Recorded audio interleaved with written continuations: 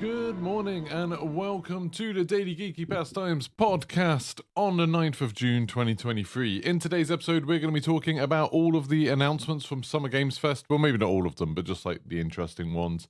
The ones that I have something to say about, basically. And we're also going to talk a little bit about Call of Duty and what's been going on with the Nickmercs operator, because I think that's a topic probably worth touching upon. And we'll talk about the Devolver Digital Showcase, because that was bloody awesome last night. I really, really enjoyed it. And World Series of Warzone, so loads of things coming up in this episode. As always, you can listen to it live, recorded, every morning at 9 a.m. BST, every weekday morning anyway, on youtube.com/Geeky Pastimes. And if you want to hear just the audio version, it's available on all of the normal podcast services. If you'd like to support me doing that, if you like these podcasts and you want to keep me doing them, I very much appreciate any kind of like membership, super chat, stuff like that. It's super kind of you and it keeps all of this stuff going. Obviously, I do this kind of for a living, so, you know, money helps. Right, let's get on with the news. Welcome, by the way, everyone who is watching it live already. I can see Robert, Flynn, Stephen, Findley, Felix. Thank you very much for all of you for turning out so early, and don't forget to like the stream. So we'll start off with the Nickmercs thing, because I've just been reading more about it now and talking to someone on Twitter about it. I need to stop Twitter arguments. It's a terrible thing. But for anyone who doesn't know what's happened, I think this is a kind of important issue. So Call of Duty made quite a cool thing where they did operator skins for 2 content creators. And this is something that Fortnite's done before. I think other games have done it. Rogue Legacy, Rogue something did it with Dr. Disrespect. I know Fortnite did it with Ninja and some other people. And then Call of Duty did it with Tim Attack Man and Nickmercs. Which, is a super big deal. That's like incredibly exciting for them. I've got no idea, what the business side of it was, how much money was involved, but that was a thing. And then yesterday, or sort of last night, Call of Duty removed the Nickmercs bundle from the store. So you can't buy it anymore. As far as I know, it hasn't been like removed out of people's accounts. If you bought it, you can still use it. It's just they're not selling it anymore. And they said, sort of Charlie Intel did a thing about it saying, we don't know why this has happened. And Call of Duty put out a thing saying, due to recent events or something. And basically what they were talking about was there was a tweet that Nickmercs put out in reply to something else. Right, let's find it just so then I can read it and not make sure it's not out of context. So someone had posted a tweet about anti-LGBT protesters attacking pro-LGBT demonstrators outside a school in Glendale, California. There was a school board meeting, so I guess in America they have these school boards where it's a board of people. I don't really know who's on it, like some parents, maybe some teachers, some counselors, and they decide how the school is run. And there was a protest, and there's been loads of protests in America at the moment about this, because basically schools want to be able to say, hey, as part of what we do, as part of what we teach, we want to include teaching things about, teaching kids that gay people exist and it's okay to be gay and that's not a bad thing. And the same thing with trans people, saying trans people exist. This is what it means. It's fine. It's not a big deal. That's kind of what we're doing, especially with it being Pride Month. So, it being Pride, it's a pretty normal thing. We used to do it in schools, like when I was a teacher here. That you would do a little bit of focus. So I was an English teacher, so sometimes when it's Pride Month, we'd focus a little bit on being like, hey, here's some gay authors, here's some authors that were spoke out for gay rights and things like that. This is what they did, this is what they faced, blah blah blah. And so anyway, this is apparently a controversial thing in America. I know it's been kind of a controversial thing here, to be honest, as well. But some people are like, no, we can't have the kids finding out that people are gay. That's awful. And that's been kind of a meme for a long while, sort of the idea of these bizarre people who think that when kids get taught that it's possible to be gay and it's okay to be gay, that will make them gay, I think is the worry. That apparently is a terrible thing for some of these people.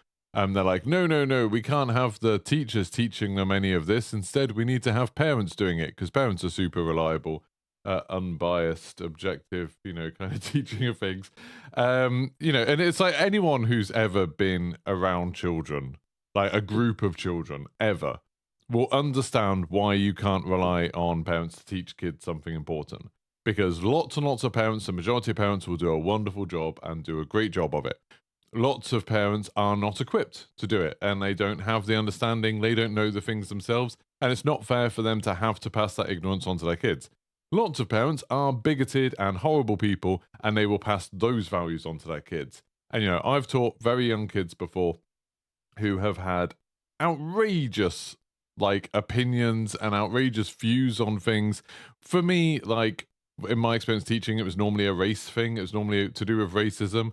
And the kids would say insanely racist things. And then as soon as you questioned them on it, it always ended up being like, oh, well, that's just what my granddad says.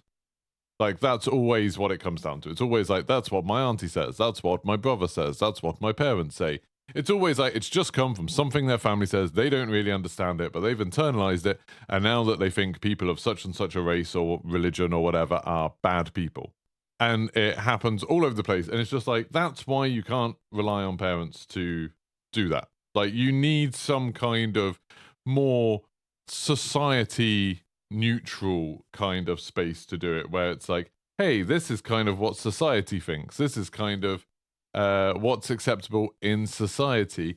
And, teachers are quite well equipped to do that because they have to teach to a curriculum. They're used to having to teach things where it's like, maybe a controversial topic. And the idea is that you teach it as objectively as you can, while also, this is the difficult part of it. I understand that some people have this view that all sides need to be considered. You need to consider the pro-LGBT people and the anti-LGBT people.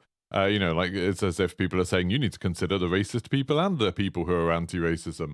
And it's like, you really don't. I'd like to think as a society we've moved on. We're trying to get rid of racism. I'd like to think that most people think racism's a bad thing.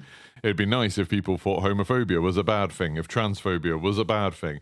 And so, therefore, because society generally feels that it's a bad thing, then the schools should be kind of teaching that viewpoint that hey, some people are like this and it's fine.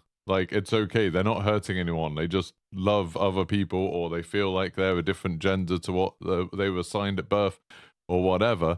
And that's fine because they're not hurting anyone. And if you feel like that, that's fine. And that's kind of I would like to think that that's just a universally good thing. But I know there's some people who are like, well, no, you need to consider both sides of the argument, as if then teachers need to teach intolerance, as if they need to teach bigotry. They need to be like, well, some people think it's fine, but some people think they should go to hell. And it's like, oh my God, no, don't we don't need to teach that side. And I don't know I don't know why as a society, and I'm not just saying, I'm not just saying, oh, England society or America society. I know this is happening at least all over Europe and America. I don't know if it's happening elsewhere in the world. But it's definitely happening a lot in Europe and America. This weird viewpoint that every opinion is valid and that everyone who has any kind of intolerance or hatred for a group of people, that should be respected. And it's like, how have we got to that? How did we get from hey, the Nazis were terrible, and their intolerance towards disabled people, gay people, Jewish people, people who weren't white, their intolerance was a terrible thing, a terrible evil, and it's a good thing that they were defeated. How did we get from that to now being sort of well, actually, if someone's a Nazi, we should just hear them out. If someone's a bigot, if someone's intolerant, we should just listen to them and give them a platform. And it's like, no, just get them to shut up. But anyway, so this is going a bit away from the topic. But there was this protest, anyway, at this school in Glendale. And there were some people protesting saying that, hey, we should, and you can literally see in the video that is posted in a tweet, someone holding a placard that says, protect trans kids. And, so there were teachers there being well, not just teachers, but teachers and people from the community being there being hey, we should have things in school so kids who do feel like they identify with the LGBT community, whatever, that they should be, also looked after. They should also be made aware that, they're not wrong for feeling the way they do. There are other people like them, that's an important thing. And another group of people were very angry about this and decided to attack them, were violently attacking them. And then someone retweeted that. I'm trying to give the whole context of this. Someone retweeted that and said, this happened 4 blocks from my Overwatch League apartment. Americans are in such a sad place right now. Let people love who they love and live your own life. So that, I would say, is a very clearly pro-LGBT stance. Someone saying, let people love who they love. That's saying, it's fine. Let them do it. Like, that's a pro-LGBT thing, right? Then Nickmercs replied, and then he said, they should leave little children alone. That's the real issue. Now, that to me, and I think to a lot of people, read as him saying that the people who got attacked were in the wrong because they're doing something bad to little children. And this has been something that's like, there's a narrative that's much more in America than it is here, but it is here as well. We've even in the city that I live in Norwich, we've had protesters at drag events and stuff like that because of stuff like this. But there's this weird narrative that somehow gay people, trans people, drag queens, whoever, are like doing something wrong to kids, that there's some kind of conspiracy that they're trying to like recruit kids, that they're trying to make kids gay or they're trying to make kids trans, which is nonsense. And it really does. I know it's like very, very, very tempting to make every internet argument about Nazis. It's like, it always devolves to it. But it is very similar to like the way people talked about Jewish people. You know, it's very similar to these, you know, things of like, oh, there's a Jewish conspiracy. The Jewish people are secretly doing this. We need to stop them. We need to protect our country from them. And, you know, in the UK, we've had it against immigrants for a long while. We've had this thing, you know, immigrants are coming and they just want to get all the benefits. They're just going to like take advantage of the NHS and they're going to ruin the country and they're going to take all your jobs and they're going to commit crimes and they're going to steal your kids. Oh, no. And there's like that kind of thing. And like that sort of narrative is picking up in America. And that's what that feeds into, what he's saying. They should leave little children alone. And he's like, that's the real issue. So what he's saying definitely feels like, especially because he's replying to a pro-LGBT tweet, it definitely seems like he is saying something that's very anti-LGBT. He's implying that the people who want to support teachers being able to teach about LGBT stuff in schools are somehow bad because they're doing something wrong to kids. And you see, if you look through the comments to his thing, a lot of the people supporting him happen to be blue check marks on Twitter. That's probably a different conversation. But, you know, a lot of them are sort of like, whenever someone else is like criticizing Nickmercs, they're like, oh, what? So you think it's okay for them to groom kids? They're like trying to run with that narrative because they don't really have an argument. You know, they just don't like that gay people and trans people exist. It makes them feel uncomfortable. And so like they tried to come up with these other arguments where it's like, well, actually these people are like grooming kids and that's a bad thing. You don't support grooming kids, do you? You know, it's like that kind of weird straw man argument where they are building up an idea of who left-wing or LGBT people are and then attacking that, because attacking the very normal people who just happen to be gay or trans or support gay or trans people is much harder to do because they're right. Like those people are right. Like those people are the normal ones, not the people who are absolutely like going furious. They're like, oh my God, my kids are going to be taught that if they're gay, it's okay. That's awful. And anyway, so Nickmercs doing this. The problem is like, Nickmercs has 2 million followers. So Nickmercs coming out and speaking out against stuff like this immediately makes it seem like a lot of people who follow him are probably kids. You know, like any video game creator, there's probably, except for me, everyone's old who follows me. No offense to you all. But like a lot of them are kids. A lot of them are very impressionable. And that thing that I was saying earlier about kids tend to blindly follow whatever their parents say, etc. A lot of kids nowadays, especially ones who maybe don't have such a strong parental influence in their lives, will follow streamers and content creators because they spend more time talking to them than anyone else. They spend more time listening to what they have to say than anyone else. Whether it's someone like Nickmercs or Dr. Disrespect or Ninja or, you know, even people like Joe Rogan and Andrew Tate and stuff like that. They listen to that more than they're listening to their parents, more than they're listening to their friends, more than they're listening to their teachers. So those people have a responsibility because they are going to be shaping someone's opinion. And so for him to come out and say something like that, even, you know, if you're like, well, he's allowed to have his own opinion on these matters, it's like, yeah, but it's a shitty opinion. And now he's like encouraging a lot of other people. He's sort of giving them license to be like, yeah, it's okay to talk like this. It's okay to be like this. It's okay to like spread hatred or whatever. And I think that's really bad. And Call of Duty, going back to the Call of Duty connection, they're obviously, you know, they've been celebrating Pride Month. They've been doing posts about Pride and stuff like that. And I don't think anyone was even saying like, oh, it's awful that Call of Duty are still supporting him. But they were quite proactively, quite quickly, were like, yeah, we're not supporting that. Like, Nickmercs operator is gone. We don't want to have him as like the face of, you know, Warzone or whatever. which I think was the right thing to do. I think that was a good thing to do. And it's interesting now Nickmercs has done a thing like clarifying, being like, oh no, actually it wasn't anything to do with like who's gay or anything. It's just about like, I don't think there should be violent protests. He said that after Call of Duty removed his operator because, you know, he didn't think to clarify it in the hours before that. It was just when it started affecting his business deals that suddenly he felt the need to clarify. But even then, when he's clarifying, it's like, but the people who were attacking them were the anti-LGBT people. So can't you just come out and say, like, no one should get hurt for loving who they love? Why doesn't he just come out with, like, a pro-LGBT statement? Why not? What's the harm? What's the problem in doing that? But he's not going to, because that's not what he thinks. That's not what he believes, apparently.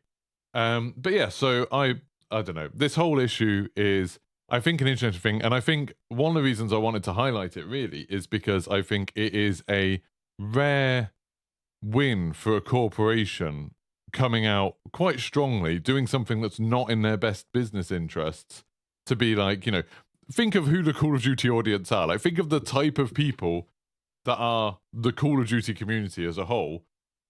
Think of how many people were buying these bundles, like the Tim Tatman and Nickmercs bundles and stuff like that. For them to come out and say, we're removing the Nickmercs bundles from the store, after they've just spent a load of money promoting it, to come out and say that, just when they're hyping up World Series of Warzone, they're hyping up Season 4 next week, they've got a lot of stuff going on, they are going to lose money because of this. Like, 100% this is going to cost them money, and it's going to cost them a portion of their fan base, and now going to be like, oh, well, you know, I'm not going to support Call of Duty because they don't like Nickmercs.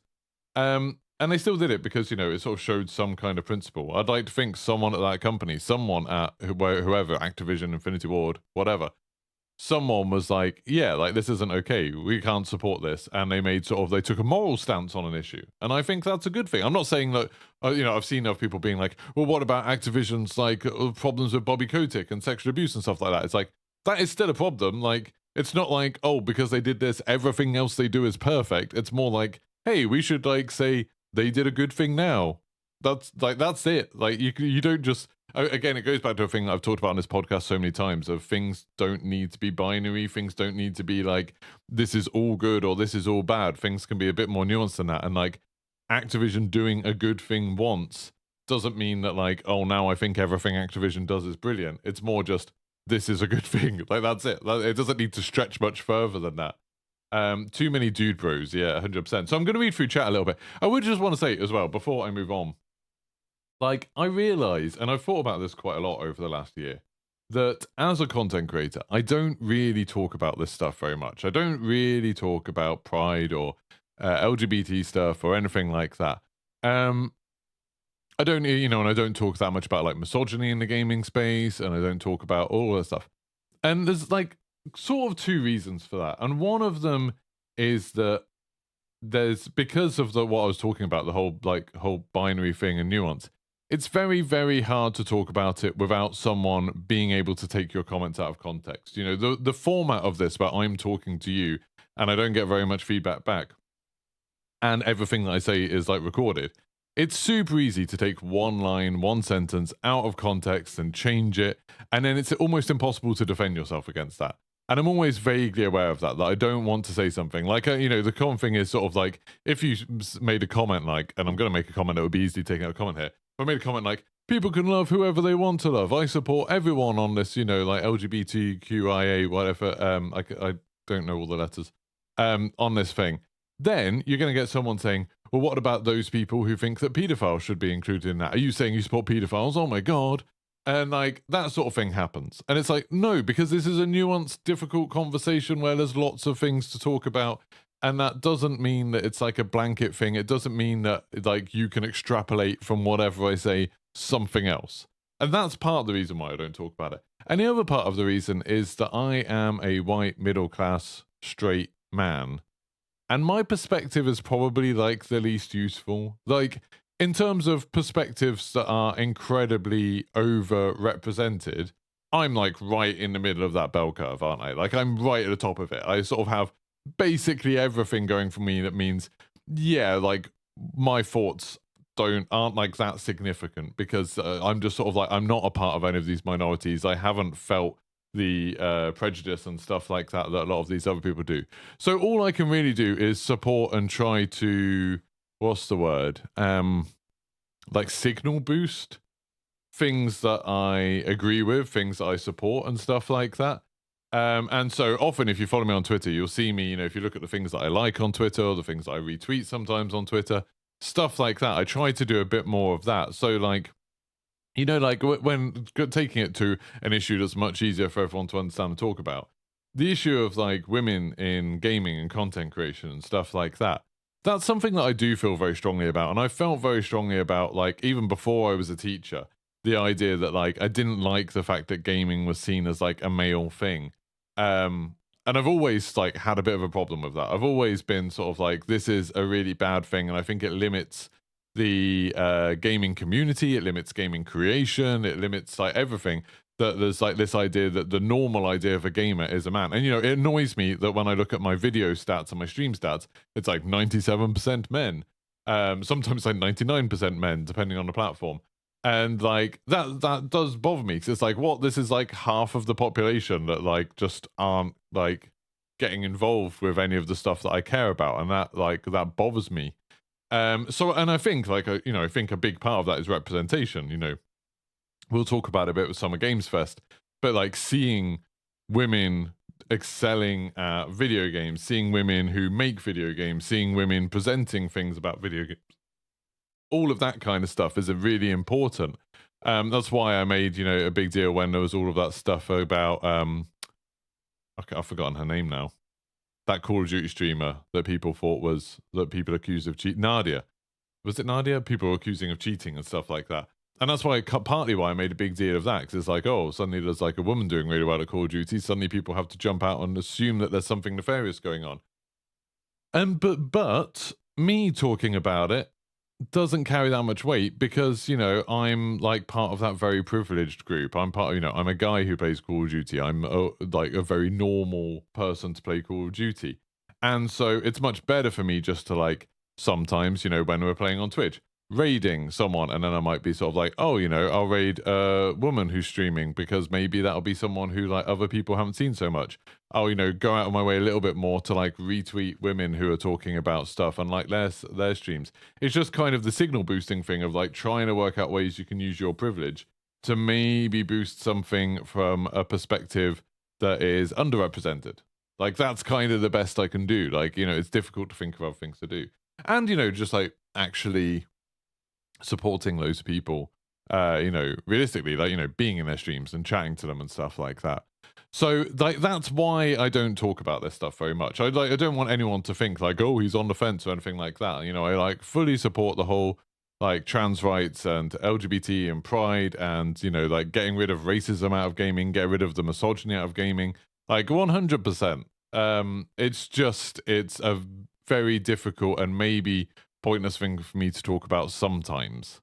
But if anyone has any ideas on things that I can do that actually, do make a difference, ways that I can use the little platform I have to help, then I'm always up for listening to it. I just don't want to assume, I don't want to get in that state of mind that I think it's very easy to get in as a white guy, of being like, oh, well, I've got all of the answers, like everyone listens to me, so I must be right.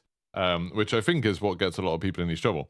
Anyway, I'm going to read through some of the comments, because I've seen that there's been a lot of comments. Thank you for the comments, by the way. Like, people chatting. Not only is it interesting, and it makes the podcast a bit more interesting, because, I don't have someone else to do the podcast with. I'm just chatting by myself here. But also, it's good for the YouTube algorithm, so please do talk. Alex Murray said, I watched a new Arnold Schwarzenegger doc on Netflix, and he summed it up perfectly, saying nobody's born hating a certain group. They're just lied to by people and can be taught to love again. Yeah, 100%. Like, and it's such like I said, it's such a clear thing. I remember teaching a lesson once to a group of year 7 students who were like, 11-year-olds, and one of them blurted, I can't even remember what we were talking about. It might have even been like just like a form period or something. We're doing like registers and stuff, and I always used to talk about the news in those things. I used to put it up on a screen to give the kids something to look at while we were doing the registers. And one kid was like, somehow we started talking about politicians. I don't know, somehow like it came up that maybe there was an election or something like that, and someone was like, one little girl, an 11-year-old girl was like, well, they're all gay anyway, aren't they?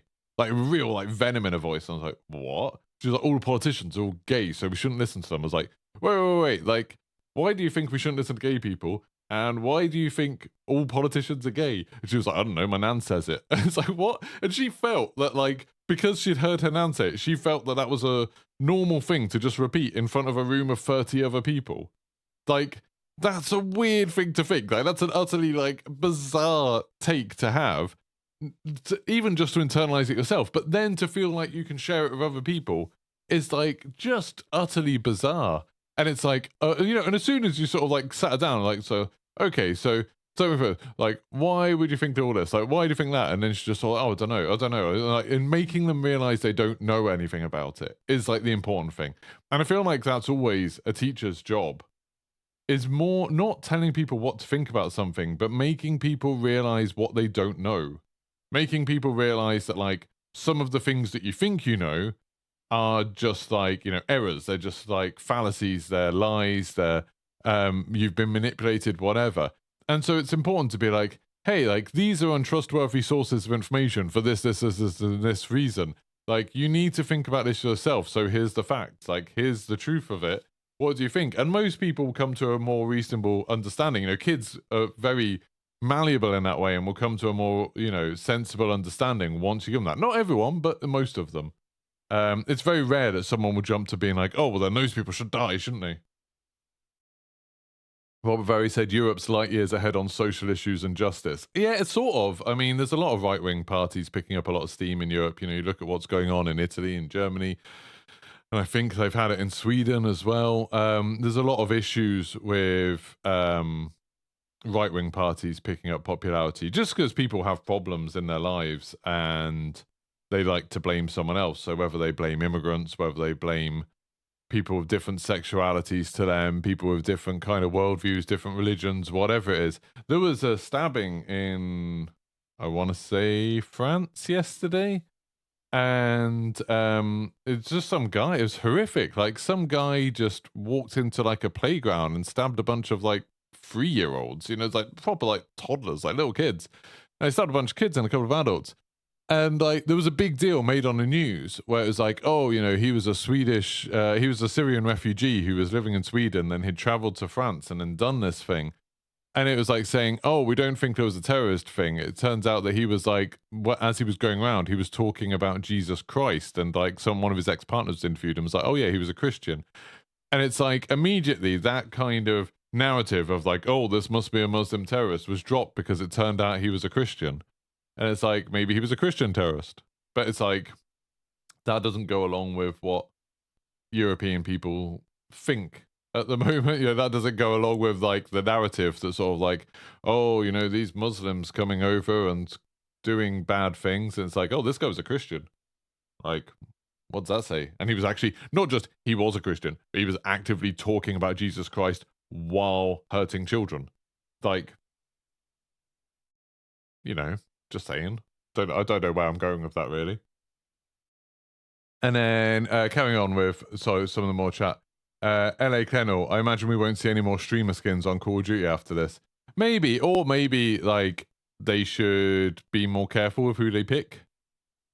I think, like, if they do more streamer skins in Call of Duty, they should 100% go for representation. You know, get some Asian streamers in, get some Spanish streamers in, get some black streamers in, get some women streamers in, get some disabled streamers in. Get, like, different people, so then people can see people who represent them more. Just, like, really go for it. Having 2 white guys, like, two like, middle-aged white guys. I don't know if they're middle-aged. They're a bit younger than me, I think. Like, maybe wasn't the best call. Maybe they could have gone for someone else.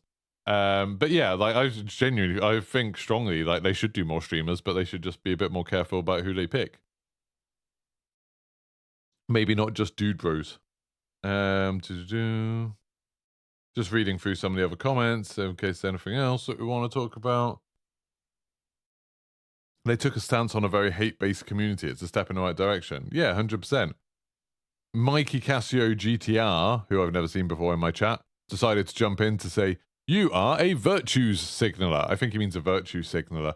So virtue signaler, for anyone who doesn't know what that is someone who wants to get, like, praise or something positive, you know, whether it's business or whether it's just, you know, social standing or whatever, by being like, hey, look at what a good person I am.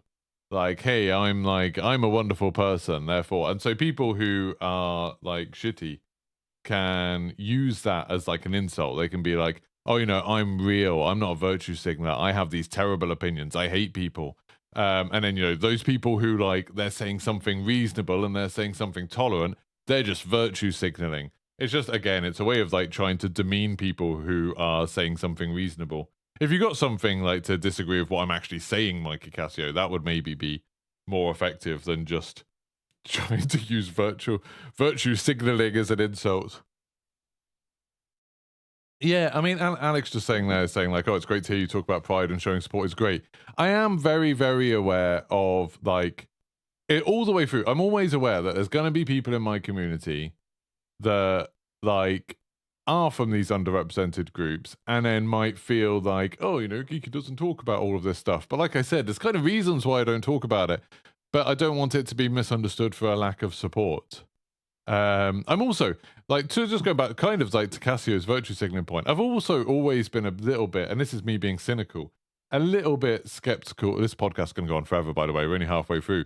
I've always been a bit skeptical of, you know, when people used to like make their Facebook thing, like put a flag on it or like make the colors of it supporting, you know, oh, we're supporting this issue, we're supporting the victims of this disaster, we're supporting this.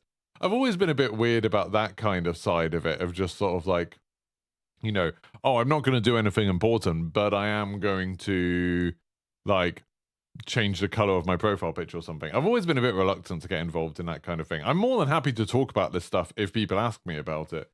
But I'm not like, I don't want to be just doing stuff as a sort of performative thing. You know what I mean? I don't see the value in that. Don't forget to like the stream, by the way, if you haven't already. I feel bad like talking about this stuff and I'd be like, hey, like the stream, it might help me financially. Alex Moe said, no, Jay often talks about big issues and a lot of the time the chat will be like, oh, I'm unfollowing. I mean, like that I don't care about. People who have been following me for the last few years will know I've had absolutely no problem losing followers who I think are idiots.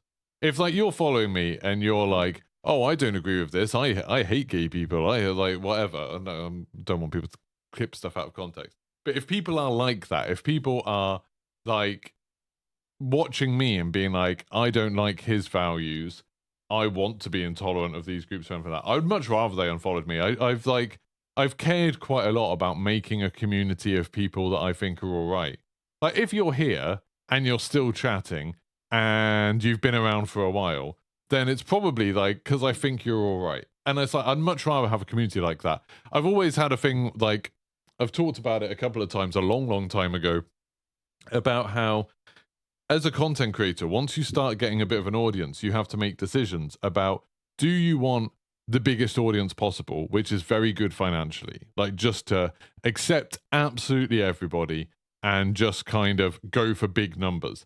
If you do that, you're going to end up with a very toxic community because there's this like old story that I've always loved and I've told a few times where someone was like, it's like a made up story, but someone's at a bar and they're just sitting there drinking by themselves. And then another person comes to the bar and says, hey, can I get a drink? And the barman says, get out. And it's really rude to him. It's like, get out. Don't want your kind in here. Like, get out. And kicks this guy out. And the guy like leaves in a huff. It's like, what?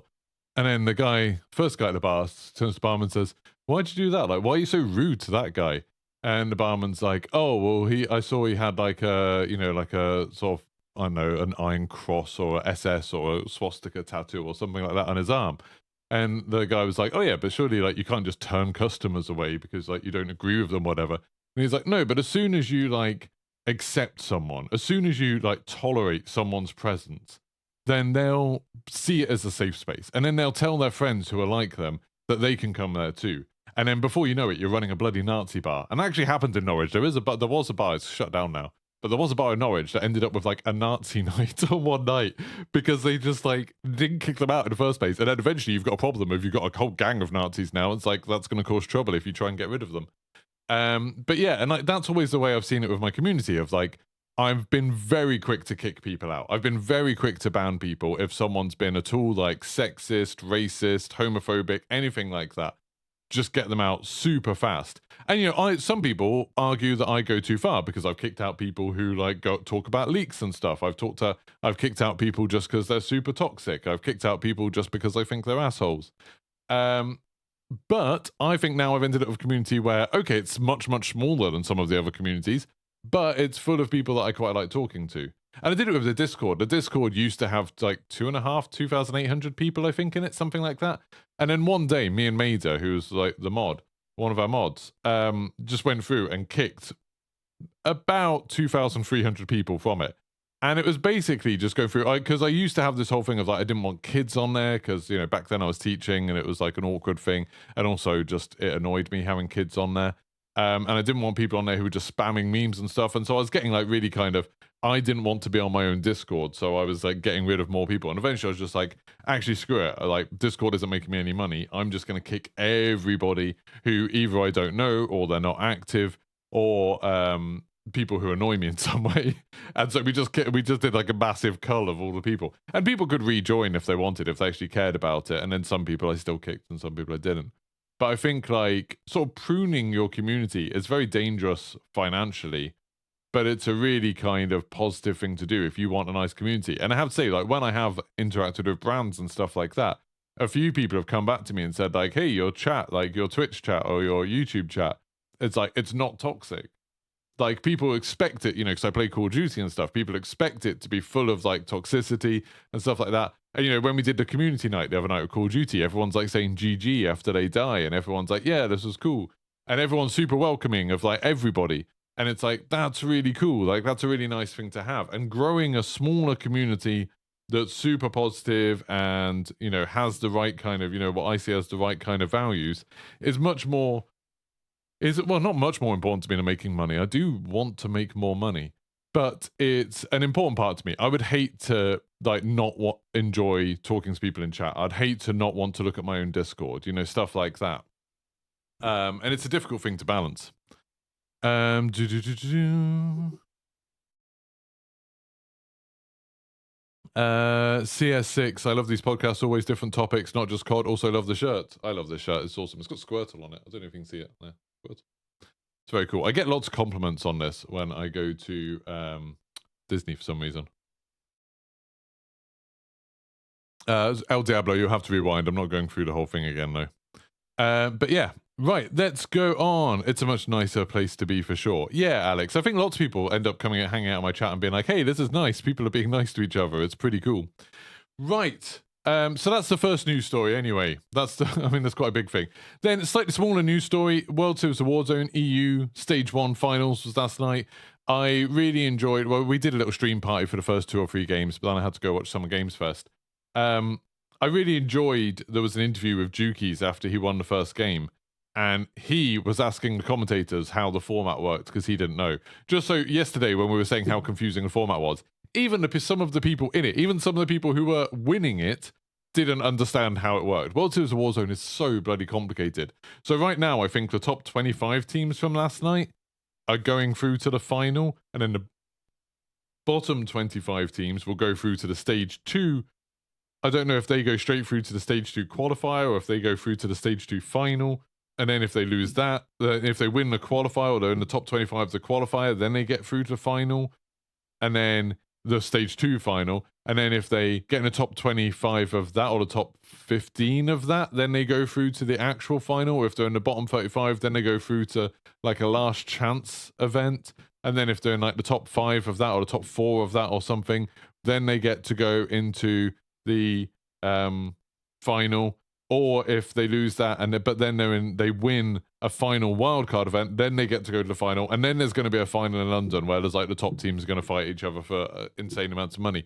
It's so bloody complicated, unbelievably complicated. But I watched a bit of it. I would say I love their new spectator mode. Their new spectator mode is awesome. It does things like each of the teams have their own color assigned to them, which makes it super easy to see in the kill feed what's going on. They can obviously like see through the whole map and see everyone. Just absolutely fantastic. I still think Call of Duty is a bad spectator esport, at least for me. I don't think it's great. You know, especially in Warzone where you've got 150 people's different perspectives. It's super hard for the casters, and they did a pretty good job of it, but whoever's like directing the video feed for it, trying to keep up with action is super, super hard. Like trying to find who's actually in a fight and getting their viewpoint, getting the best possible viewpoint, because it's like you can watch someone who's in a fight, then they die at the beginning of the fight, and then you've got the time where you're finding someone else's viewpoint who's also in that fight. By then, the fight's probably over because, you know, time to kill and everything's so quick. I just don't think it works that well. With a game with loads of players and a very fast time to kill, I don't think it's a good spectator experience, personally. You know, obviously we were supporting Benny. Benny's team did very, very well. Also supporting Jaff and Lackey and Chunk. They still had some really good games, especially towards the end. They had some really good games. But they didn't get enough points to qualify that time, so they're going to have to go through to the Stage 2 final. I'll sort of still support them through that. They did really well. It's just like insanely hard lobbies. You know, obviously you're playing against some of the best people in the world. All of those lobbies are going to be incredibly difficult. But yeah, like the format of it, I don't know. I don't think they've cracked it. To me, it's not a satisfying esport to watch. I found when we were watching it, I was jumping between the official stream, Jaff's stream, and Benny's stream, and I found it quite boring in the middle of the game. The beginning was quite interesting, seeing where people landed and how they got on at the first drop and the loot and stuff. And then the end is quite exciting because you've got like 1 million teams still alive in a very small circle, and it's very, very fast trying to keep track of what's happened. But the middle kind of 20 minutes of every match was mostly teams just trying to avoid each other because they wanted high placement. So most of the teams weren't going for kills and stuff like that. They were literally just, you know, hiding, essentially. They didn't have much to do. And it meant that the games went on for a very long time. I don't know, like, maybe they could change the game modes. Maybe they could change, like, the circle, like, how many players are in it. I think the more players are in it, it's a worse viewing experience. The longer the games go on, it's a worse viewing experience. Having, like, something like a tournament like this, but with mini battle royale or something might be better, I think.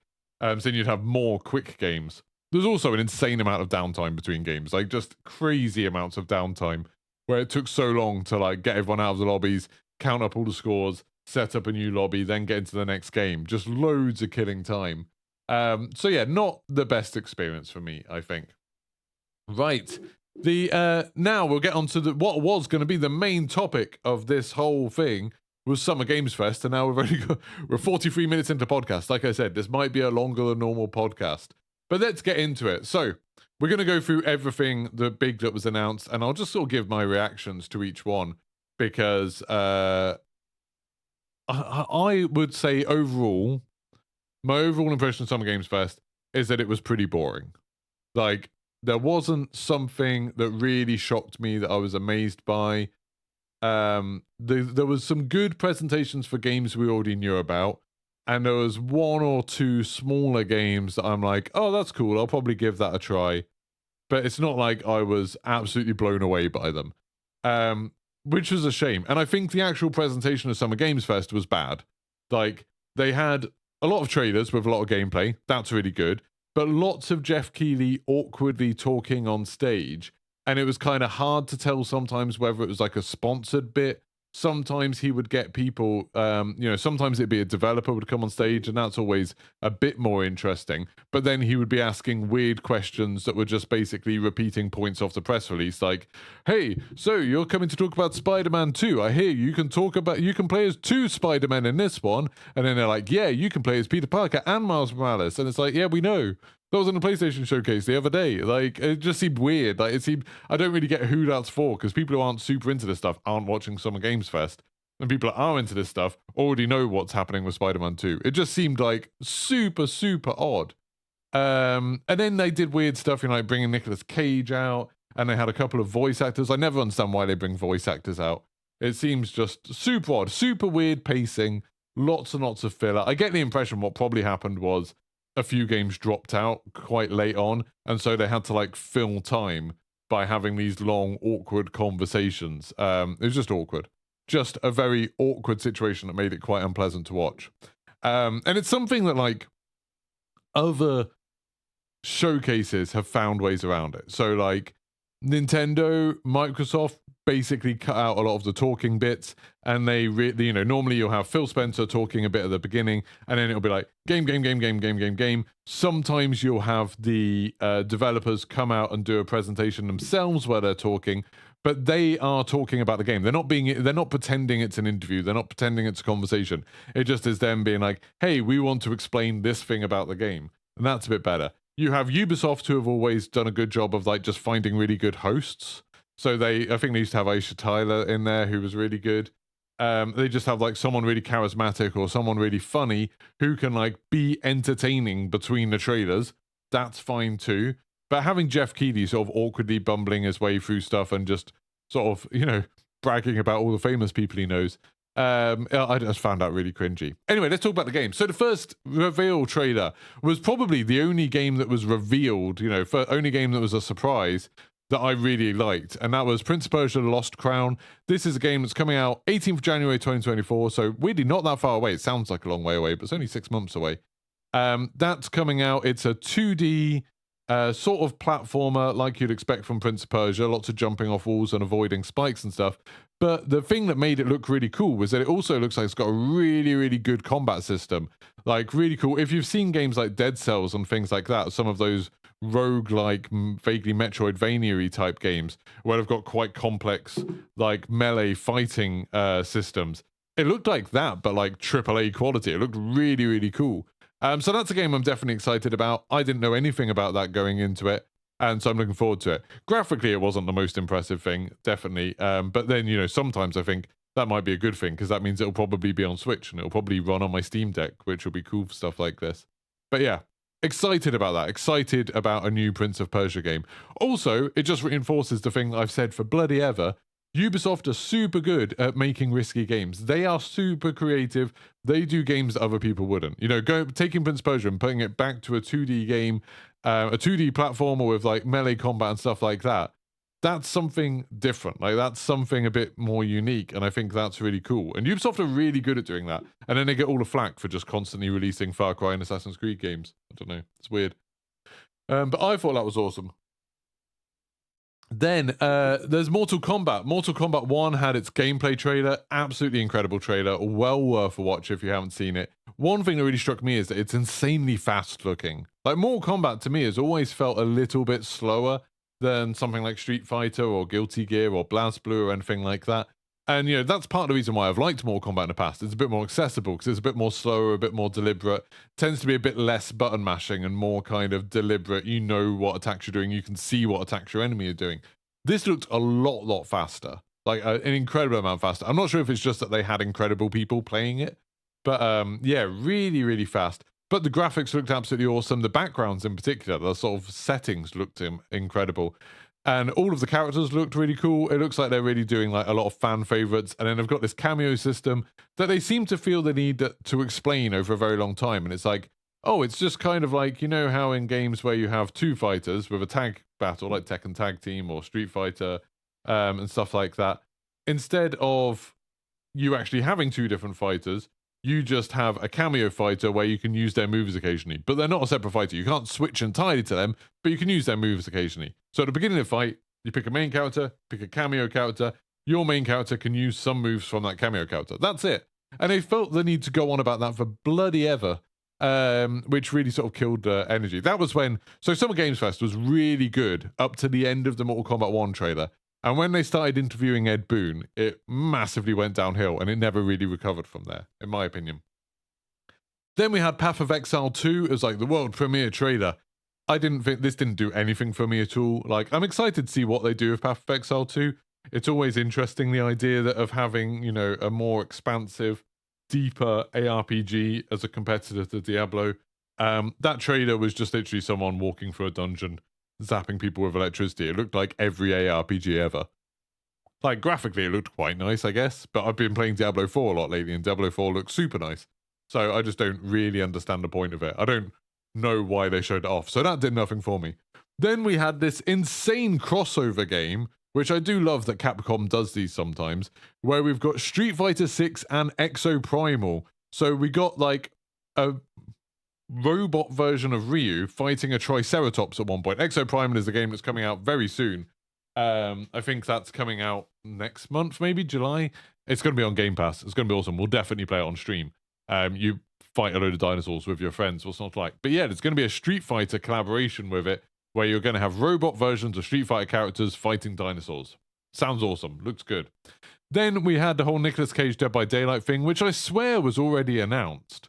I thought this was already announced, unless it was just all of the news sites were talking about it in terms of, and it was some leak. But I thought this was something they'd announced, and it wasn't like he was doing anything else. He just came out and talked about the fact that he was in the game, and then they showed a bit of gameplay footage, and it didn't even look like Nicolas Cage in game. I don't know why that would matter.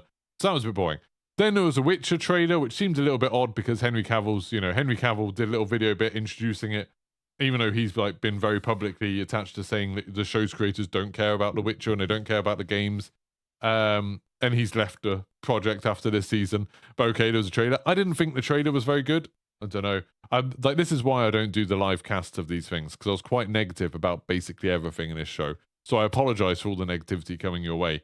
Then there was, weirdly, after doing a game called Witcher, they decided to schedule that up against a game called Witchfire, which is coming out early access in September.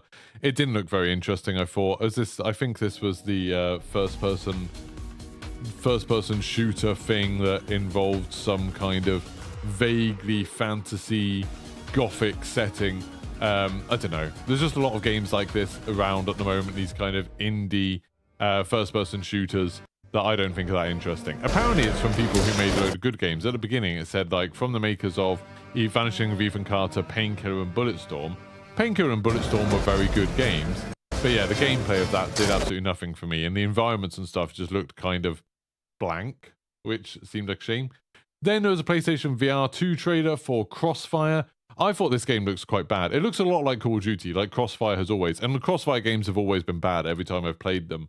There was a lot of kind of looking at the gun and being like, oh, look how nice this gun model is. And then it got to the gameplay and it was just like, nah. I'm sure it's probably fun in VR because basically everything's fun in VR. But not for me. And I can't afford a PSVR 2, so I have to not be interested in those games for my own sanity. Then we had a quick look at Remnant 2. Remnant 1 was like an okay game. It's like a third-person shooting co-op action game. Where it's got a bit of kind of, you go around and find better loot, which improves your ability to kill things. It's very linear. It's fine. It's like, I think Remnant, the best word to describe it is it's fine. It's not amazing. It came out, for me at least, or I played it at a similar time to Outriders, and I thought Outriders was a lot of fun with its abilities and it kind of the spectacle of it. And Remnant just didn't have that. Remnant felt a bit more like a slog. It was a bit more hardcore, a bit more challenging, but not in a particularly interesting way. Me and Arrow and Name Gear played a bit of it, and I just didn't ever want to play it again. So not too excited in a sequel because it looked exactly the same to me.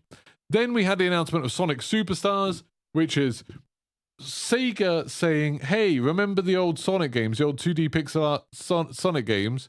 We're doing like an updated version of that. It's the same gameplay, but with modern graphics. And it's like, I swear they've done this before. Like, is this not just what Sonic Generations was? Like, it feels like the exact same thing as Sonic Generations. And it's just like, well, okay, you're going to do that again. I'm sure, again, people will be like, oh yeah, it's all right. It's not as good as the original Sonic games. So I've never understood this. I've never thought any of the Sonic games were actually that good. In the first place, I never thought, when people used to do the whole, like, console wars used to be Sega and Nintendo. Yes, I'm that old. I remember when that was the battle. No one really thought Sonic was better than the Mario games.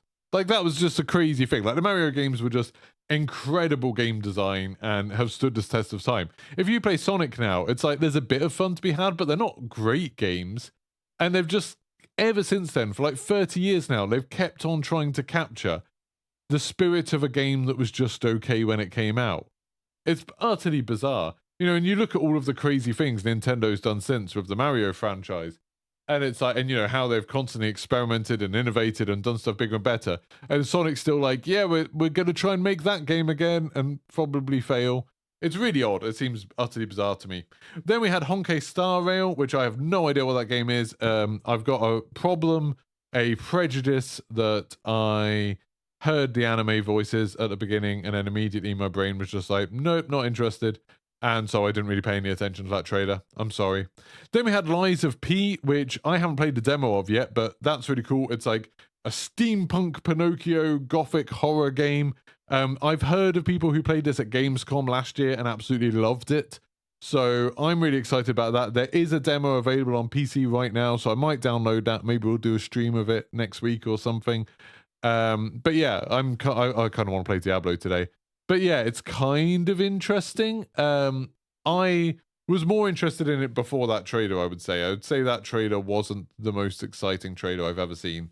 There was a lot of people just wandering around, very cool looking environments, but not much combat. And I was like, I said on Twitter, like, oh, we're not seeing any gameplay in this really. This kind of sucks.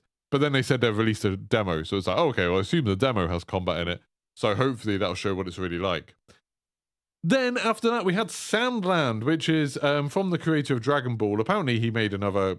Someone said that this is like a manga series, Sandland. For some reason, the name makes me laugh. Sandland. It looked like a cross between like Borderlands and Dragon Ball Z. Again, no real interest in it. I don't have a big interest in like anime or manga or anything like that. I thought that game looked very bland, like a lot of those anime-based games are. So yeah, not interested for me. Then we weirdly had a teaser for a different showcase. While we're watching one showcase, there was a trailer for another showcase, the Annapurna showcase, which is apparently happening on the 29th of June. So fair enough. Then we had a game called Throne and Liberty, which is coming from Amazon Games, which is always a little bit of a red flag because, you know, I don't know, Lost Ark and New World were good, but they've released a lot of dubious stuff, or tried to release a lot of dubious stuff. It was an incredibly generic trailer. Lots and lots of, you know, like, hey, here's a white guy with a big sword, there's a dragon, there's a woman who's like a witch. Just like the most generic fantasy thing in the world. Like, no real interest in it. You know, we'll see. Maybe if the gameplay turns out to be good, I'll be more interested, but I didn't care. Then we had Warhaven, which is a new game from Nexon, which apparently is going to have a demo in the Steam Next Fest between the 19th and the 26th of June. So that's kind of interesting. That, again, I don't know. I don't think it looked very interesting. Very medieval white men with big swords and lots of, you know, women who were kind of witches. Like, this seemed to be just a vibe. It seems to be a thing in Asian gaming for the last 10 years or so. Lots of like Europe medieval, but with magic and stuff like that.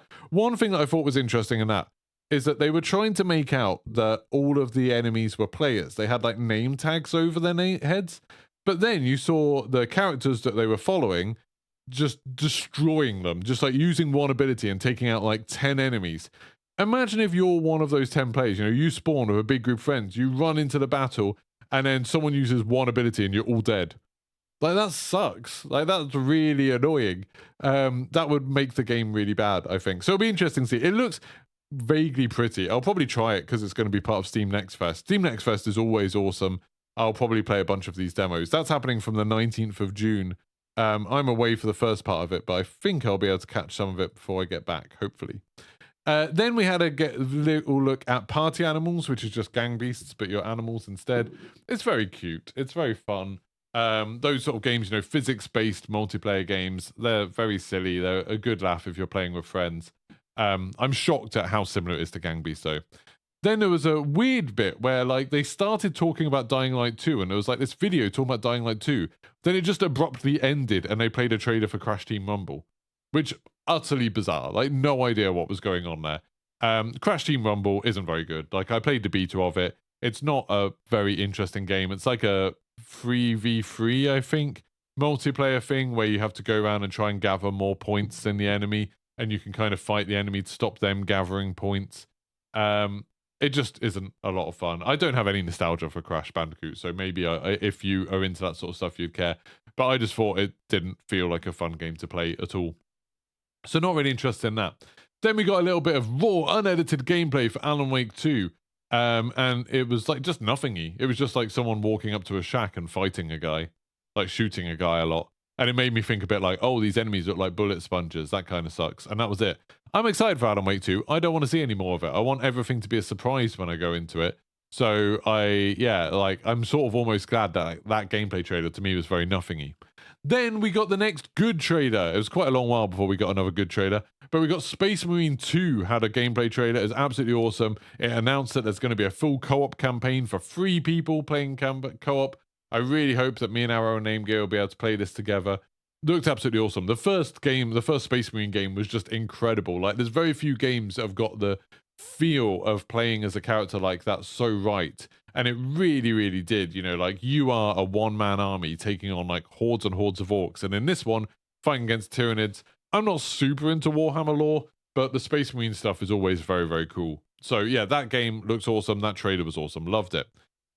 Then we had a thing for Yes Your Grace Snowfall. Don't really like Yes Your Grace, so don't care. We got a game called a trailer for a game called Toxic Commando. This is it made a big deal at the beginning. It's from John Carpenter, you know, the horror director who did The Thing.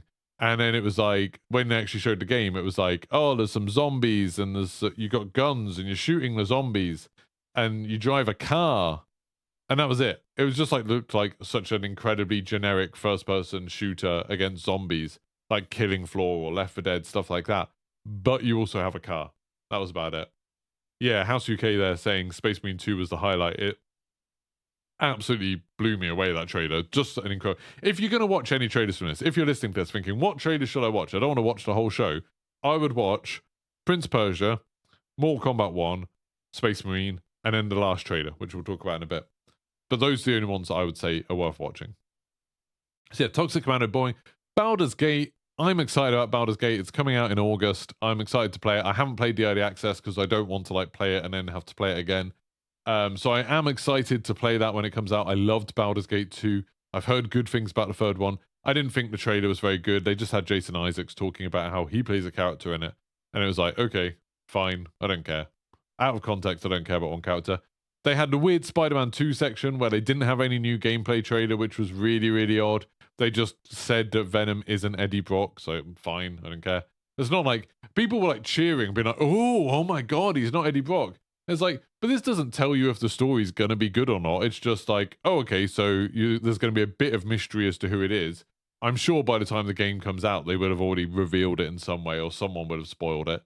It just wasn't interesting. And then they revealed the release date, and everyone went crazy over the release date as well. It's like, they've been saying Fall 23 for ages, and now they came out and say, oh, it's 20th of October, and people were like, oh my god! As if like, when did you think it was going to be? They said it was going to be autumn 2023, and it's October. Like, it's in autumn. Like, I didn't understand the reaction to that. It's like just kind of when you'd expect.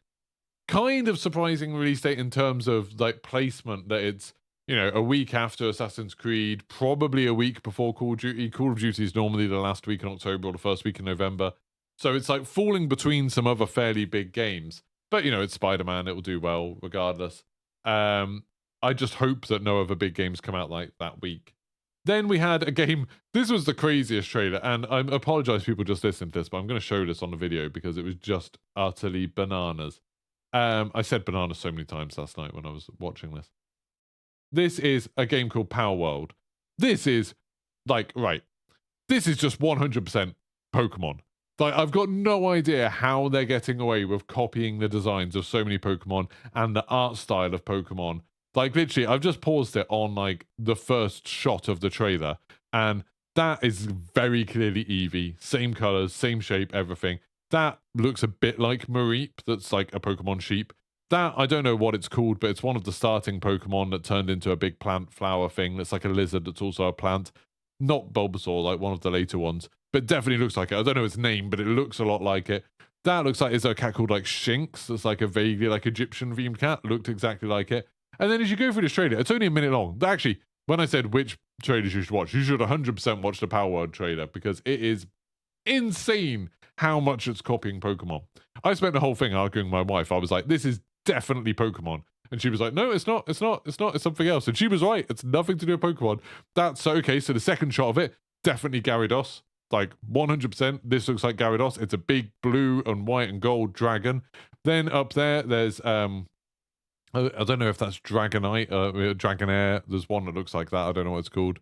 Then there's a thing that looks quite a lot like Lapras there, although admittedly a bit thinner. Then there's a bird that looks like Fearow. There's this like dragon psychic thing that looks like one of the legendaries from, I think it's Black and White. Then we've got these weird little things that like the weird Eevee things. We've got Vulpix in the background. Oh look, there's a little fox that has fire coming off its feet. Very clearly Vulpix. Oh look, it's Electabuzz. But it's Electabuzz with a minigun for some reason. But again, very clearly Electabuzz. The fact that I can go through this trailer as someone that doesn't even know that much about Pokemon, and I can just name all of the nearly all the Pokemon that these are supposedly inspired, you know, not if they, I doubt they can even say it's inspired by. They're just copying them. Like, these are just all the Pokemon they're copying. It's insane. That's that thing that's like the giant stag beetle. I've forgotten what that's called as well. That's in the game for sure. I can think it's brown in the game.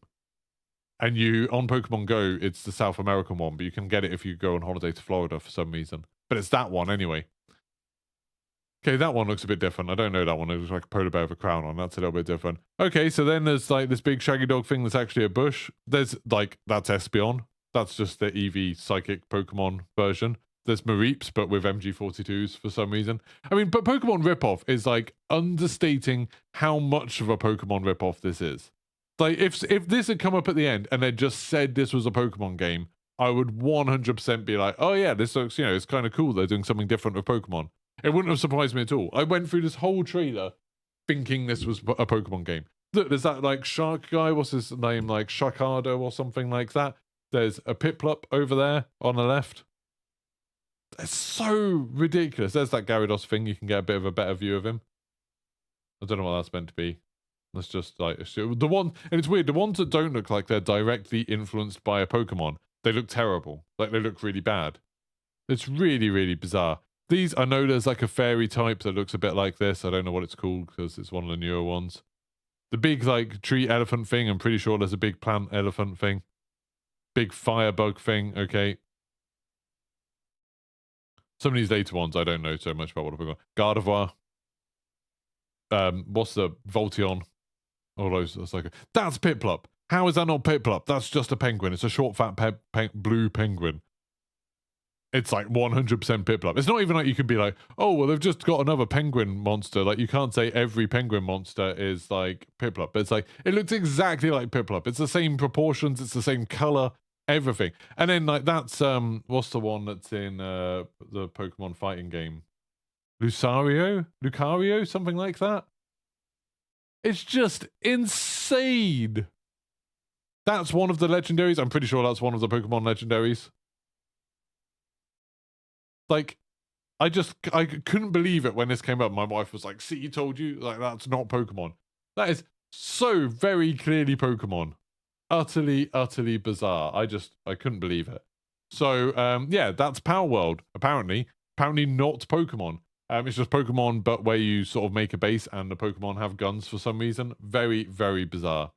Then there was some game called Land of the Morning Light, which is like a Black Desert thing. I don't know if that's Black Desert Online or what. I don't really understand. It looked kind of cool. Kind of cool art style, I guess. But I don't really know what the game is, which is a problem when you have trailers like that. Then there was a Lord of the Rings game, which I thought was quite brave to do a trailer after Gollum. You know, Gollum was terrible, and it looked terrible. And then there's this game called Return of Moria, which was all about, like, Return to Moria. It's all about the dwarves. Like, it seemed like you were leading a dwarf colony mining into Moria. And it's like, this is a brave thing to do after Gollum, because this trailer doesn't look great. Like, the graphics did not look good at all. The art style didn't look good. The gameplay didn't look good. It looked very sort of cheap and janky. It's like, this is doing quite a lot of harm to the Lord of the Rings brand, I think. Then we had a Final Fantasy thing that was Final Fantasy Ever Crisis, which is some mobile game. I don't care about it.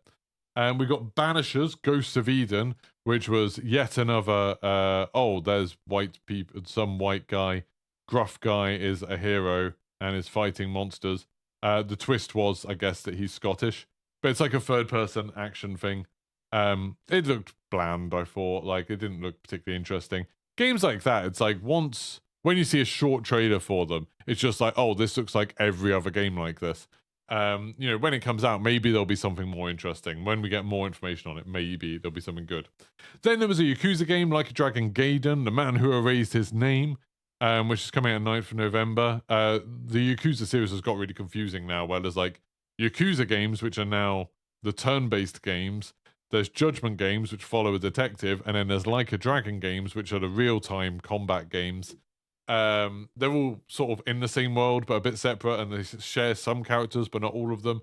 They're all really cool. I genuinely think if you're ever thinking about going on holiday to Tokyo or anything like that, it's well worth giving the Yakuza games a go. Like, they remade all of them not that long ago, and so they're all very playable. Like, the combat system and stuff is a bit clunky, but like, they're really funny. They're just like a really funny take on like sort of Japanese city culture and stuff. And they have, like, the stories are all right. There's some really fun characters in them. They're huge. Like, there's so much to do in them. They're just good games. I think they're all fun. Yeah, I've only finished like one Yakuza game, but I've played quite a few of them, and I've enjoyed all of them. They're just good. They're just really, really long. Like, I've never really had time. They don't hold my interest for long enough to finish them. Then we had a game called Under the Waves, which looked stressful because it's like all about swimming around underwater, and it looked like it had vaguely horror vibes, and I do not want to be chased by something underwater.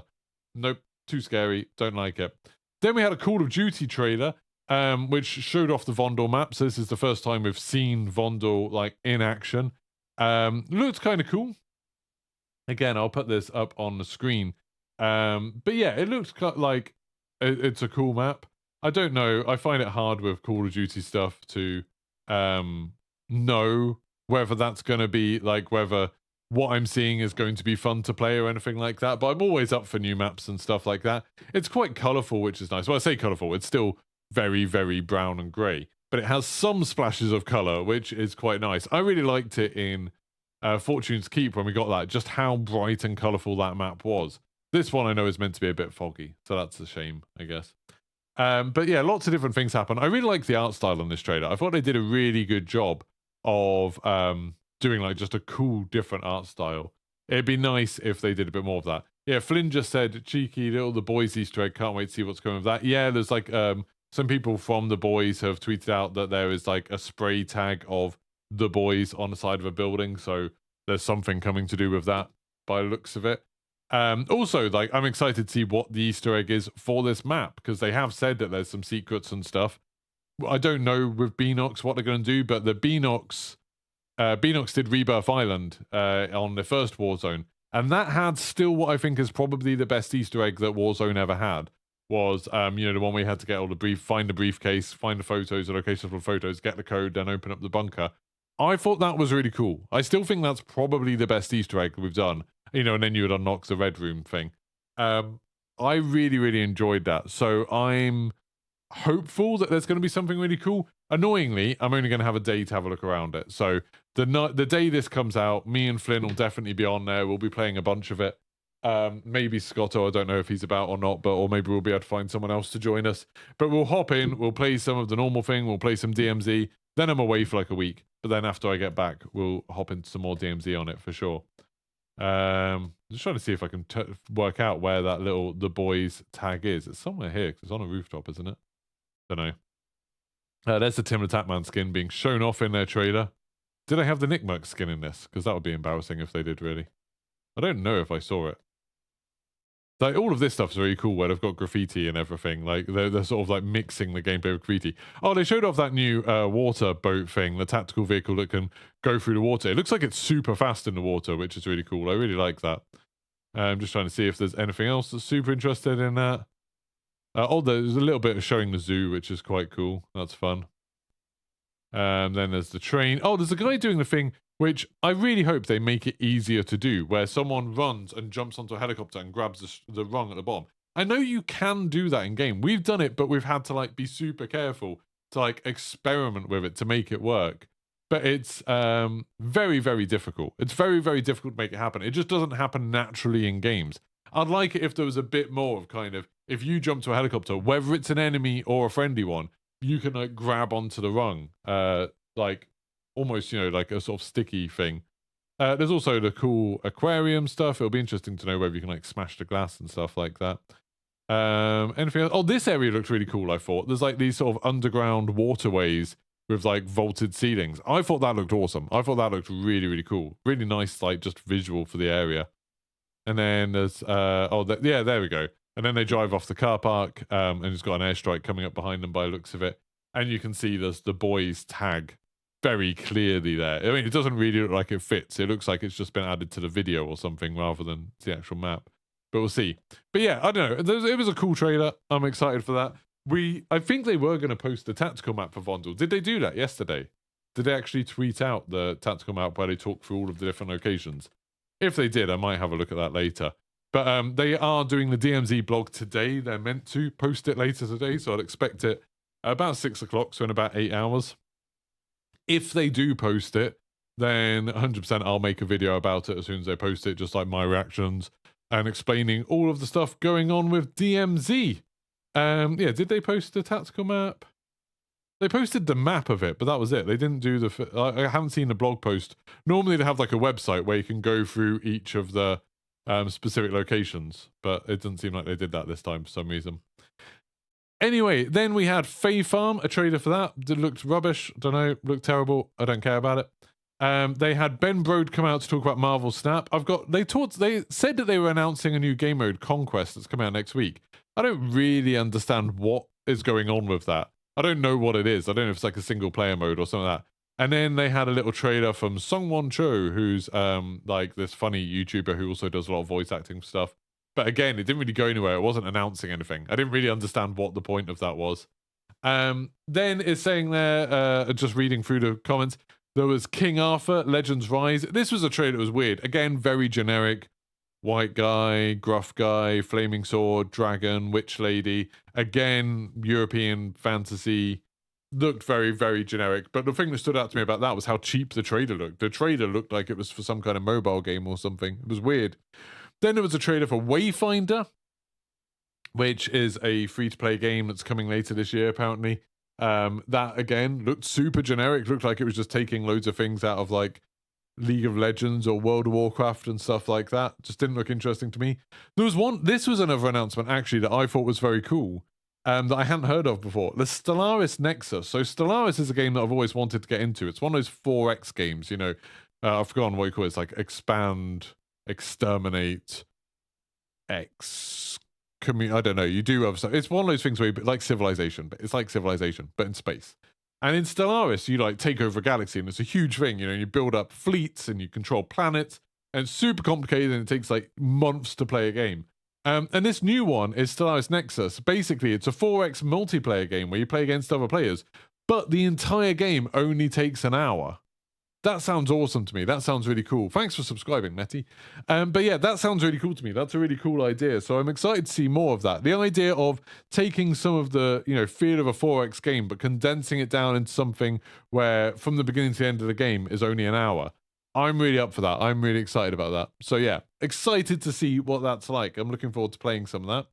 I'm actually just going to leave a little note for myself to make sure I contact Paradox about that, because I want to see more of it. And then Space Trash Scavenger is another game from Paradox. It looks a bit like, you know, Shipbreaker and stuff like that. Fine.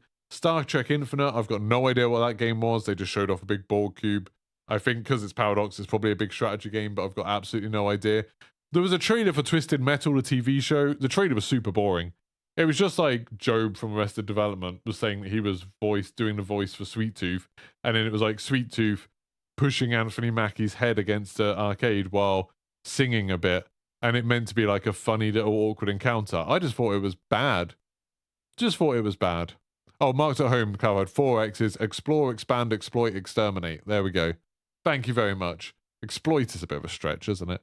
But yeah, the Twisted Metal, I thought that trailer was really bad. That completely killed my interest in that show, to be honest.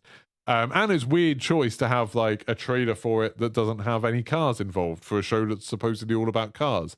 That seemed like a really weird choice. Then there was Time Shift Warrior, which I don't really know much about. Didn't look very interesting to me. Immortals of Avium, which I do care about and I'm excited about. And that trailer actually made me a bit more excited about it because it showed people like climbing up some giant Colossus thing. Gave me kind of vibes of the original God of War games. Which I thought was very cool. I'm excited about that game. That game's coming out next month, so not too long to wait for it. Apparently, one of the people who made it used to work on Call of Duty and always wanted to make a magic-based Call of Duty. And then when he left the studio and made another studio, he was like, well, now I've got my chance. So Immortals of Avium is just single player, but I'm hoping it'll do well, then maybe get multiplayer at some point. But I would love a magic-based like fantasy Call of Duty. I think that'd be really cool. Then there was a trailer for Fortnite Chapter 4 Season 3. I didn't think that was that interesting, but it did have Optimus Prime in it as a character. That's pretty cool. Would like to play as him. It says on this article I'm reading that it brings rideable dinosaurs. I thought rideable velociraptors were already a thing in Fortnite, weren't they? I thought that's one of those things that they keep bringing in and taking out again. But I don't know. Anyway, you're going to be able to ride a velociraptor. Fair enough. And then finally, the final trailer for it was a premiere trailer for Final Fantasy VII Rebirth. It was an awesome trailer. I was already fully into that game because Final Fantasy VII Remake was one of the best games I've ever played. Thought it was absolutely amazing. I thought what they did with it not really being a remake of Final Fantasy VII, and if you've played it, you'll understand what I mean by that, was just genius. I thought it was super clever. They're doing something with narrative that I've never seen another game try. And I don't think another game even could do, really. I just think it's super smart. It looks absolutely gorgeous. The combat system is incredible. And the new one is a bit more open worldy. Just looked incredible. And it's really funny that they said it's releasing in early 2024 on 2 discs. And it's like, why did they have to put in the trailer that it's on 2 discs? That seemed like such a weird thing to say. But I thought it was really funny. But yeah, was super excited. That trailer was incredible. So, like I said, if you want to watch the trailers, if you want to watch some trailers from this show, watch the Final Fantasy VII Rebirth one, super good. Watch the maybe Immortals of Avium, that was pretty cool. That was a cool trailer. Watch Power World because you won't believe how much of a Pokemon game it is. The new Call of Duty trailer was okay. And then I would say probably watch. I'm going all the way back. You have to go a long way back before there's something that's good. All right. Oh, the Exoprimal X Street Fighter one is probably worth watching. That's good. Space Marine 2, very, very good. Mortal Kombat 1, very good. And Prince of Persia Lost Crown looked pretty cool. So there's a few things there. There's a few trailers that were good. I would say there was a massive lull in the middle of that show that was very boring, but it was fine. So, Boz just said the Saturday and Sunday show are going to be interesting. What's on Saturday? I know Sunday is Microsoft, isn't it? Sunday's Microsoft and Monday's Ubisoft. Yeah, Sunday's Microsoft and Monday is Ubisoft. So I'm really excited about them too. I don't know what show is tomorrow. I don't know if there is anything today or tomorrow that I'm aware of at least. But yeah, on Sunday we've got Microsoft, which is super exciting. In terms of what I want from the Xbox showcase, I'm really obviously we'll see more Forza, and I'm excited about that. I want to see like what the options are like, particularly the multiplayer options. Like, what are they doing to make organizing multiplayer races more interesting? What are the private match options? What's the matchmaking like? How are they going to sort out the progression in that game? Because that's always an interesting thing. I always like it in racing games when you have to start out with crap racing cars, and then you slowly work your way up to the hypercars. I think one mistake Forza has made over the last few years is, especially with the Forza Horizon games, is that they often give you an insanely good car very early on, and then it's like, oh, I can just use this for the entire game now. You know, it's like you have to force yourself to use worse cars to get that variety, which I think is a mistake. So yeah, it'll be interesting to see how the progression's working. And I really hope it's like, oh, really solid progression all the way through single player of slowly getting better cars. But then in multiplayer, I 100% think they should, personally, have the default be you're not using custom cars. Have the default be maybe you can have custom cosmetics on cars, but have the performance be equalized. So, you know, if you go into the default racing leagues of Forza, everyone's in the same car, or everyone is in the same class of cars. It doesn't matter what cars you own or what cars you've done or anything to. I would much rather it be like that. I hate it when I play Forza games and it's like, oh, at the beginning, I can't play multiplayer yet because I don't have good enough cars. And then by the time I have good enough cars, then some other people are already insanely good at the game. A lot of my interest has started to fade in the game, and I just never really get into the multiplayer. I never really like get hooked on the multiplayer because there's just too much of a big gap of I need to have a good car in every class set up and ready to go. And then, you know, and it's never fun when you get into a race and you realize, oh, someone else just has a much better car for this track. They're going to win. Like, that's not fun. That's not an exciting thing to do. I'd really like it if Forza, if the main, like, ranked multiplayer mode was just like, okay, on this track, we're going to be using B-Series cars. You can choose from these 4 cars, and everyone chooses from those 4 cars, and they're all equal in power. That would be awesome. I would love that. But we'll see. We'll see how that goes. It's the Future Games Showcase, apparently, today. Oh, okay. I don't know what they're going to do. I don't really know. Future Publishing aren't one of my favorite publishers. Future Games Show. Games Radar. Future Game Show Summer Showcase. Some voice actors are going to host it. It's 70 minutes long. Do we know what games are going to be in there? I don't know what games they're going to be doing. Future Game Show Twitter. Oh, so yeah, it's the one that's connected to Game Trader. Do you think there'll be big stuff? Oh, here we go. Here's the publisher. So this is for the game show that's happening. Did you say it's happening tomorrow? 2 Bytes, Astria, Broken Birds, CI. So maybe the CI something to do with Bohemia? I don't know. Fireplace, Greenman Gaming, Qually, Kinda Brave, Iterative, Tomwood, Humble, Hashbanes, Modus, Nexon, Paradox, Perp, Playdigis, Playstack, Rogue, Relic, Rapid Eye Movers, Quiet, Prismatica, P-Cube, Sega, Storm and Teacup, Team 17, Tiny Build, World Makers, and Socrates. So no big names in there. You know, maybe there'll be some interesting indie games. Who knows? Maybe. But yeah, anyway. So for the Xbox showcase, I hope Forza is doing something with multiplayer racing to make the multiplayer racing more interesting. Because as it stands, I think the only way to really have a lot of fun in Forza multiplayer is with private games where you all like agree, like everyone's like, oh, we're all going to use like this stock Ferrari Enzo or whatever, and then everyone uses it, and then that makes for a fun race. But if you're just playing up against random people because they want to win, because they're trying to progress, they'll just find like the most broken car, like some insane meta car, and then they'll just use that, and if you don't have that, then they'll wipe the floor with you. It just makes it boring. I don't like that. It's like when I used to play Grand Theft Auto Online racing all the time. I used to really like that, but I always turn custom cars off. Because there's no fun if people have custom cars, because someone will just have some ridiculous car. So yeah, don't like that. What else I want from Xbox Showcase? Would love to see Fable. Would love to see Avowed. Would love to see something new from Rare, whether that's Everwild or Sea of Thieves 2 or something like that. Would love to see... Obviously, we're going to see a lot of Starfield. That's probably my most anticipated game this year, so I'm super excited about that. You know, I want to see more gameplay. I want to see a bit more of like the loot and skill trees and things like that, see how that side of it's going to work. And when they said about, oh, you can make your own spaceship and then, you know, you'll be able to walk around on that spaceship and stuff like that, I want to see how that works. Is there going to be space combat? Like, all of that stuff is going to be cool. And then, you know, I'm always excited to see what Microsoft are doing that's different. I'd love it if, like, they brought back 1 vs 100.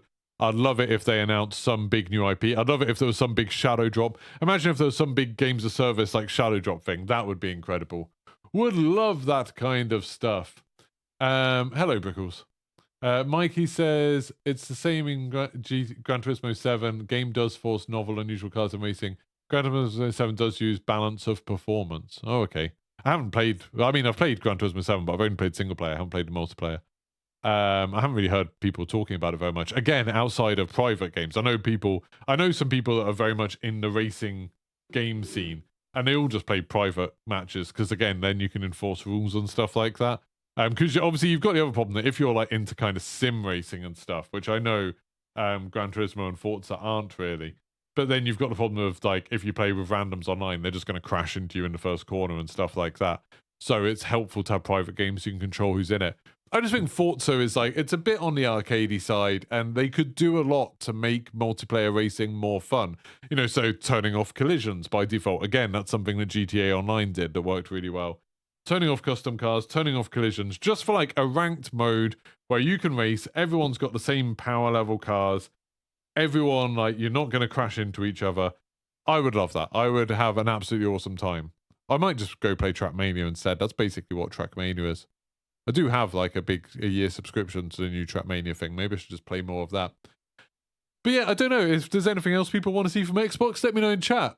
I don't know what else I'd want to see from them. Like I said, it's just new stuff. And I'm always excited for shadow drops, because there's like not much on Xbox right now.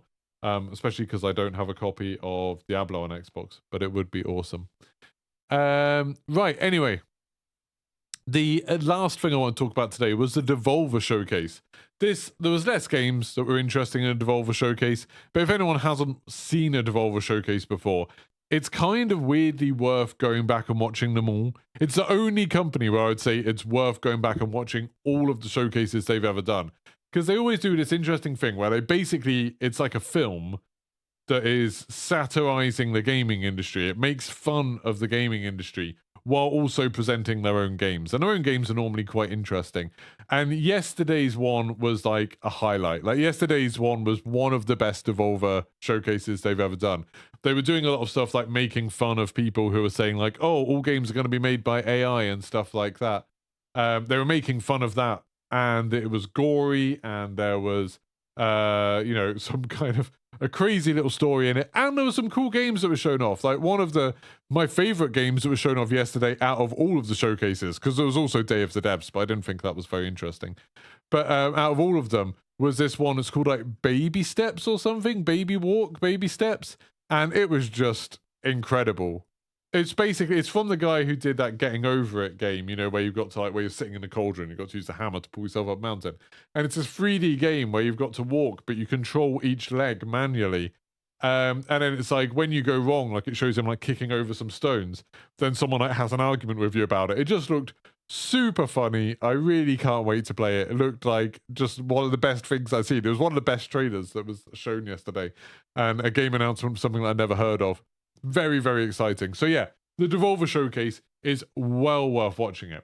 Anyway, I am going to head off now. I'm going to go upload this on Spotify, and then I will be live on twitch.tv/Geeky Pastimes with some Diablo. So if you want to come watch some Diablo, I'm leveling up my Druid. I want to get them up to World Tier 4 ideally today, so I might be trying to do everything I can to earn as much XP as quickly as I can. So if you want to come watch that, come hang out with me, twitch.tv/Geeky Pastimes. If not, I'll probably see you on Monday, and we'll have loads of stuff to talk about with Call of Duty. We'll be getting ready for Season 4. It's going to be super exciting. So thank you very much for watching, and goodbye. Boop.